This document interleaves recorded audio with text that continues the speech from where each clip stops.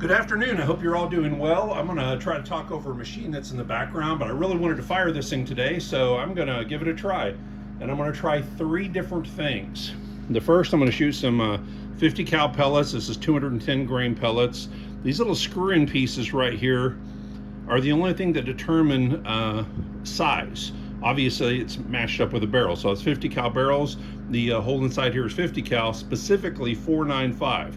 495 pellet goes in there nice and snug, but it does fit fine. So try not to drop it like I just did. They screw in just fine. Arrows, basically cut down AEA arrows. Same thing I do for the M50 pistols. Got 2 arrows in there already ready to go. There's no manual for this thing, and there's a few basics that you may not immediately jump at and understand. So I'm going to do a series of videos, probably 3 to 5 videos this week, that'll go over the basics of this and how you use it. It's very, very simple, and there's a couple features that I absolutely love, which I want to show you. But for now, what we're going to do is make some noise. There's my targets. So one of the basic ones, let's shoot with some arrows first. One of the basics ones is, am I firing single barrel or double barrel, safe, and fire? And you're probably, the very first time you touch, you're going to go, well, I can't get it to safe. That's because it's not cocked yet. So you open it up and you cock it. Think of all those old original air guns you had. Now it'll go to safe. But we're going to leave it on fire, and we're going to leave it on double barrel. Okay, you can't even see those arrows. They went right through that. So we'll try digging them out here in a second and see exactly what happened with those arrows. So next, what do we want to do? Well, we have this gun that's fired these cartridges. Let's put in the 2 cartridges with a pellet and do the same thing. So we're going to cock it. We're going to put them in, ready to go. We're going to double barrel it again. Make sure it's nice and shut. We're going to double barrel it again. That's 2 through the head. You might be able to see at the upper end. I heard them go through, and I heard a rattling, which meant it probably went through the surface and it's rattling down inside that dummy. So that worked. This last one is a little bit different. I've removed the barrels, so it's just got the barrel sleeve there. This is what the barrel sleeve looks like. And I did this for one reason only, and that is based on the last video that I was telling you about. The inside of that tube is 18.5 millimeters, which is 72 cal. Now, if you look at it from this end, well, you can't really tell.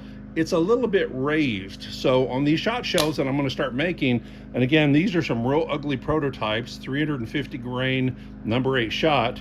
You go in from the front and they get pressed down into place. So those 2 are in and ready to go. Once again, I'm going to double barrel it.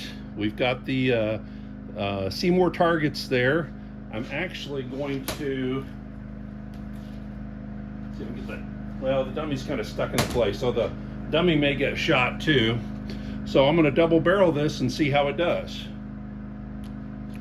You know what, folks? Got to cock it. And you got to put in the air cartridges. I think I'm getting ahead of myself a little bit here. Maybe excited. Okay, so now it's cocked. Yes, I can put it to safe. It's on double barrel. It's got 2 shot shells in it. And we're going to see what it does to that Seymour. Wow, that I'm very, very close. I'm 5 feet away, so there wasn't a much spread, though I see a few holes outside the regular ones.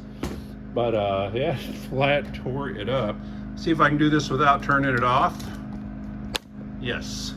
So those 2 pellets, 50 cal pellets, went through this. It's a very dense foam, and actually I have exit holes. So there's an exit hole, there's an exit hole, and that's where they went into the box. So they were rattling around inside my chair box for my new chair. So these made it through 5-6 inches of dense foam and ended up inside this box.